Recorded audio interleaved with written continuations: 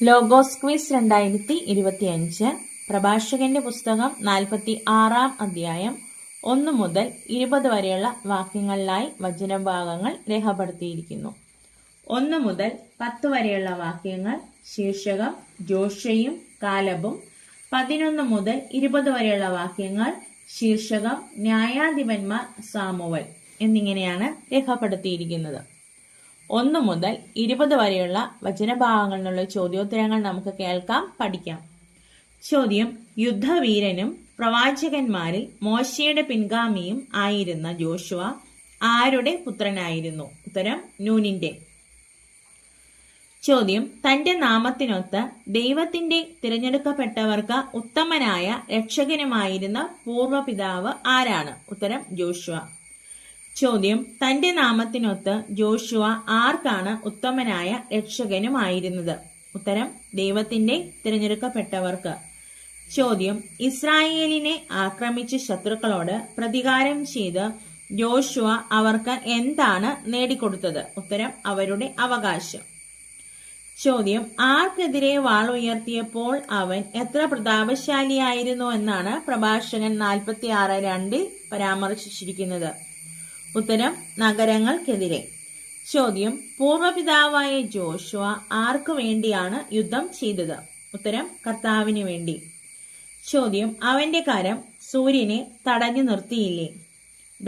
2 ദിവസത്തെ ദൈർഘ്യമുണ്ടായില്ലേ? പ്രഭാഷകൻ 46:4 അനുസരിച്ച് പൂരിപ്പിക്കുക. ഉത്തരം: 1 ദിവസത്തിന്. പ്രഭാഷകൻ 46:4 നമുക്ക് വായിച്ചു കേൾക്കാം. അവന്റെ കരം സൂര്യനെ തടഞ്ഞു നിർത്തിയില്ലേ? 1 ദിവസത്തിന് 2 ദിവസത്തെ ദൈർഘ്യമുണ്ടായില്ലേ? ചോദ്യം: അവൻ ശക്തനായവനെ അത്യുന്നതനെ വിളിച്ചപേക്ഷിച്ചത് എപ്പോൾ? ഉത്തരം: ശത്രുക്കൾ ചുറ്റും വളഞ്ഞപ്പോൾ. ചോദ്യം: ഉന്നതനായ കർത്താവ് അവന് ഉത്തരമരുളിയത് എങ്ങനെ? ഉത്തരം: ശക്തമായ കന്മഴ അയച്ച്. ചോദ്യം: എവിടെ വെച്ചാണ് അവൻ ശത്രുക്കളെ നശിപ്പിച്ചത്? ഉത്തരം: ബദ്ഹോറോൺ ഇറക്കത്തിൽ വെച്ച്. ചോദ്യം: അങ്ങനെ ജനതകൾ അവന്റെ സേനാബലം കാണുകയും ആരുടെ സന്നിധിയിൽ അവൻ യുദ്ധം ചെയ്തെന്ന് മനസ്സിലാക്കുകയും ചെയ്തു എന്നാണ് പ്രഭാഷകൻ 46:6 രേഖപ്പെടുത്തിയിരിക്കുന്നത്? ഉത്തരം: ദൈവ സന്നിധിയിൽ. ചോദ്യം: പൂർവ്വപിതാവായ ജോഷുവ ആരെയാണ് പൂർണ്ണമായി പിൻചെന്നത്? ഉത്തരം: ശക്തനായവനെ. ചോദ്യം: ആരുടെ കാലത്ത് അവൻ വിശ്വസ്ത കർമ്മം അനുഷ്ഠിച്ചു എന്നാണ് പ്രഭാഷകൻ 46:7 പൂർവ്വപിതാവായ ജോഷുവയെക്കുറിച്ച് രേഖപ്പെടുത്തിയിരിക്കുന്നത്? ഉത്തരം: മോശയുടെ കാലത്ത്. ചോദ്യം: യെഫുന്നെയുടെ പുത്രൻ ആര്? ഉത്തരം: കാലബ്. ചോദ്യം: പൂർവ്വപിതാവായ ജോഷുവ ആരോടൊത്താണ് സമൂഹത്തെ ഒന്നാകെ നേരിടുകയും ജനത്തെ പാപത്തിൽ നിന്ന് പിന്തിരിപ്പിക്കുകയും അവരുടെ ദുഷ്ടമായ പിറുപിറുപ്പ് നിർത്തുകയും ചെയ്തത്?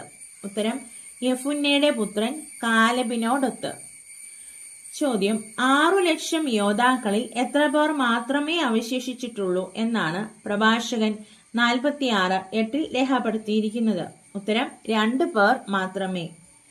ചോദ്യം: കർത്താവ് കാലബിന് ശക്തി കൊടുക്കുകയും അത് എന്നുവരെ നിലനിൽക്കുകയും ചെയ്തു എന്നാണ് പ്രഭാഷകൻ 46:9 പരാമർശിച്ചിരിക്കുന്നത്?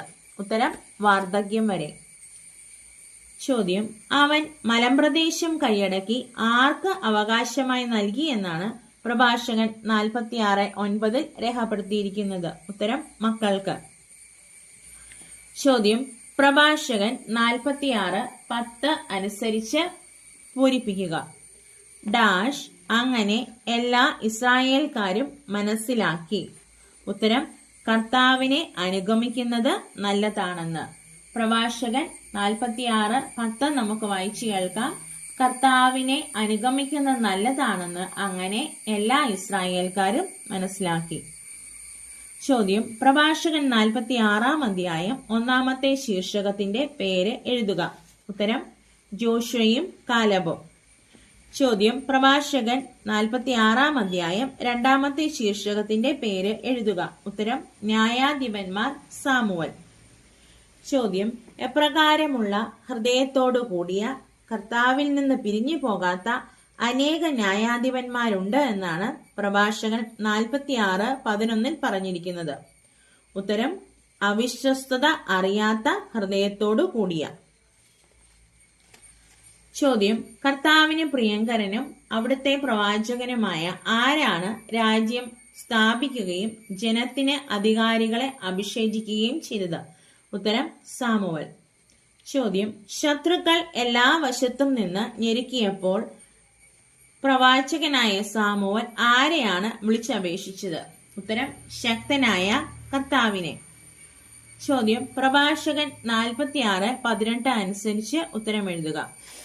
ഡാഷ് ജനനേതാക്കളെയും ഡാഷ് ഭരണാധികാരികളെയും അവിടുന്ന് നിർമാർജനം ചെയ്തു. ഉത്തരം ടയറിലെ ഫിലിസ്ത്യ. പ്രഭാഷകൻ 46:18 നമുക്ക് വായിച്ചു കേൾക്കാം. ടയറിലെ ജനനേതാക്കളെയും ഫിലിസ്ത്യ ഭരണാധികാരികളെയും അവിടുന്ന് നിർമാർജനം ചെയ്തു. ചോദ്യം: നിത്യനിദ്രയ്ക്ക് മുമ്പായി സാമുവൽ ആരുടെ മുമ്പിലാണ് ജനത്തെ സാക്ഷി നിർത്തിയത്? ഉത്തരം കർത്താവിന്റെയും അവിടുത്തെ അഭിഷിക്തന്റെയും മുമ്പിൽ.